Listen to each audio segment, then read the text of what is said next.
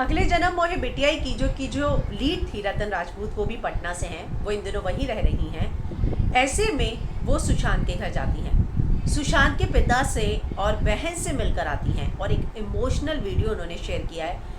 यकीन मानिए, जब आप किसी के घर जाते हैं जिनके घर किसी का देहांत हुआ हो, और ऐसे जो इतने यंग और इतने 34 साल के सुशांत सिंह राजपूत जब नहीं रहे, तो उनके घर जाना, आप क्या बात करेंगे, कैसे बात करेंगे, आप खुद इतने आहत हैं, परिवार से कैसे मिलेंगे, ये सारी चीज़ें जो हैं किसी के भी मन में चलेंगी।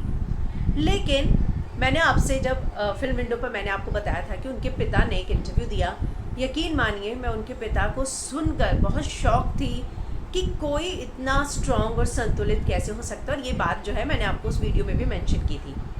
रतन जब जाती है उनके घर तो किस तरह का एक्सपीरियंस उन्हें होता है, मैं सोच रही थी कि उनका ये वीडियो देखूं नहीं देखूं, क्योंकि मुझे लग रहा था, क्योंकि उनका वो बहुत रो रही थी। आपको भी लगता है कि आप किसी के दर्द को जब सुनते हैं तो आपको खुद को बहुत दर्द महसूस होने लगता है कि कैसा रहा होगा परिवार का माहौल, क्या होगा। लेकिन जो रतन ने बताई हैं बातें, मुझे लगता है बहुत सारे लोगों को वो चीज़ें इंस्पायर करेंगी कि कैसे उनके पिता जो हैं अभी भी कितने पॉजिटिव हैं, संतुलित हैं। उनकी बहन जो है वो कहती है कि मैं वहाँ जाकर हिम्मत लेकर आई हूँ, जबकि मैं हिम्मत देने गई थी। क्या क्या बोला है रतन ने, मैं आपको इस वीडियो में बताऊंगी। वो मिलकर आई और वो कह रही थी कि मैं सोचती रही, मैं जाऊँ नहीं जाऊँ, जाऊँगी तो क्या बात करूँगी, कैसे बात करूँगी, मैं क्या बोलूँगी, मैं खुद इतनी आहत हूँ। लेकिन जब वो गई तो वो कहती हैं कि यकीन मानिए, जब मैं सुशांत के घर जा रही थी तो नर्वस थी, मैं उनसे क्या बात करूँगी। मुझे लगा कि मेरी नर्वसनेस ख़त्म हो गई। अंकल से मिलकर ऐसा लगा कि मैं हिम्मत पा रही हूँ। ऐसे में तो क्या ही आप बात करोगे। लेकिन अंकल एक अलग तरीके के इंसान हैं, इतने स्टेबल, इतने शांत, पता नहीं अनकहा कुछ कहते हैं, उनकी पूरी एनर्जी ही अलग है। उनकी दीदी से भी मिली मैं, मुझे लगता है कि वहाँ से हिम्मत लेकर आई हूँ मैं, और ये समझ लेकर आई हूँ कि ज़िंदगी में उतार चढ़ाव आते रहते हैं। ऐसी बड़ी घटना के बावजूद ज़िंदगी चलती रहती है। उनके पिता ने ये बात अपने इंटरव्यू में भी बोली थी कि जो होना होता है ना, वो हो जाता है, हम रोने से ज़्यादा कुछ नहीं कर सकते, भगवान का किया कोई नहीं बदल सकता। जब उनके पिता वो इंटरव्यू में वो बात कह रहे थे, जो उनके आवाज़ में फर्मनेस थी, स्ट्रॉन्ग थे, वो सोच कर सुन कर मैं भी उस समय बहुत हैरान थी। और वही बातें रतन ने भी लिखी हैं कि वो इतने स्ट्रॉन्ग है, कहते हैं ज़िंदगी में उतार चढ़ाव आते रहते हैं, ऐसी बड़ी घटना ज़िंदगी के बावजूद ज़िंदगी तो चलती रहती है। अंकल को देखकर सचमुच अंदर से कुछ चेंज हुआ है।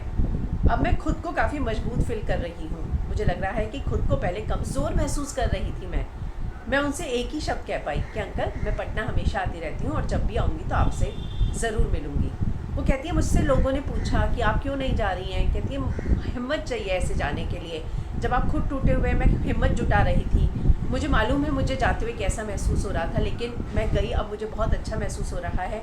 मैं अंकल से बहुत कुछ सीख कर आई हूँ, हिम्मत लेकर आई हूँ, और मैं ये सारी चीज़ें शेयर कर रही हूँ कि मैं बहुत स्ट्रेस में थी, मैं जाने का सोचकर परेशान हो जाया करती थी, लेकिन अच्छा है मैं गई, मुझे इतनी हिम्मत मिली।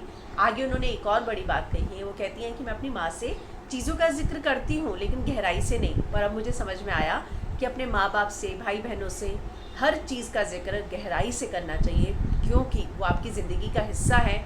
उन्हें पता होना चाहिए कि आपकी ज़िंदगी में क्या चल रहा है।